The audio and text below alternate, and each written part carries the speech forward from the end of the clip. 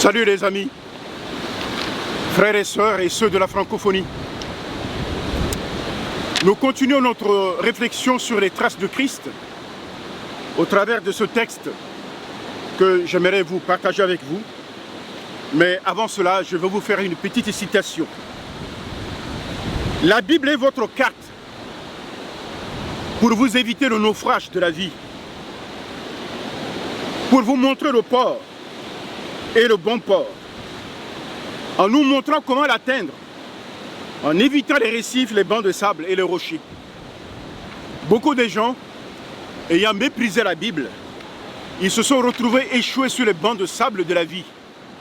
Et s'il est ton cas, il y a une seconde chance qui t'est offerte au travers de Jésus-Christ, le Fils de Dieu que j'aimerais vous présenter. Et c'est ce Jésus, par sa venue sur la terre des hommes, il a rompu le silence à travers des enseignements qu'il a fait sur le mont qu'on appelle les béatitudes. Et je m'en vais vous décliner un verset que nous allons étudier ensemble. Le verset 8 de Matthieu chapitre 5. Heureux ceux qui ont le cœur pur, car ils verront Dieu. Ah, c'est merveilleux. Qui ne désire pas connaître le bonheur? Nous voyons dans les livres des hommes des manuels avec des principes pour accéder au bonheur. Mais ici, je veux vous dire qu'il y a juste un seul manuel. Il est concentré dans la personne de Jésus le Christ et qui nous a montré le secret du vrai bonheur. Mais le vrai bonheur, c'est lequel? N'est-ce pas celui de voir Dieu face à face? C'est l'objectif du salut et du salut chrétien. Qu'attend-on par le mot pur? Heureux ceux qui ont le cœur pur, car ils verront Dieu. Le cœur de l'être humain n'est jamais pur, aussi vertueux qu'il peut paraître.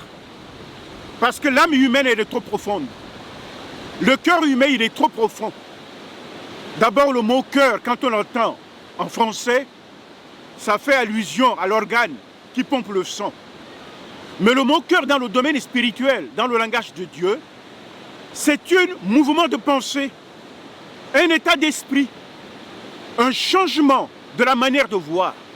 Et ça, c'est Dieu qui peut le donner. C'est Dieu qui peut le donner.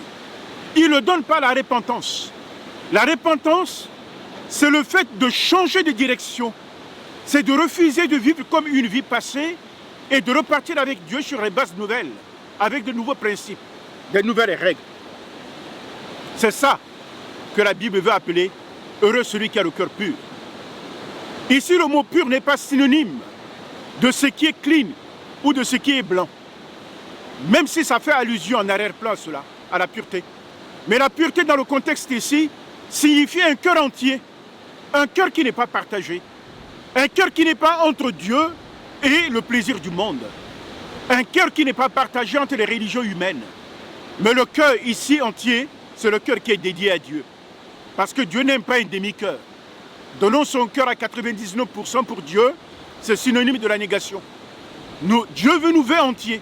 Et c'est dans ce contexte-là que ce verset prend tout son sens. Oui, le mot pur signifie sans tache. On l'utilise pour décrire l'or, qui est sans mélange ou sans alliage. Le cœur, lui, est le centre de notre être, la racine de notre spiritualité, les racines les plus profondes de nos motivations. Autrement dit, c'est notre personne réelle. Ce que nous voyons sur le plan physique n'est pas notre personne réelle. C'est l'enveloppe qui enveloppe notre personne réelle. La vraie personne qui nous représente, c'est l'être intérieur. C'est là où notre personnalité est définie. C'est là où notre vie se définit.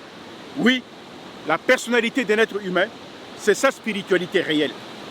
Car quand on a un cœur pur, on n'est pas partagé entre deux maîtres.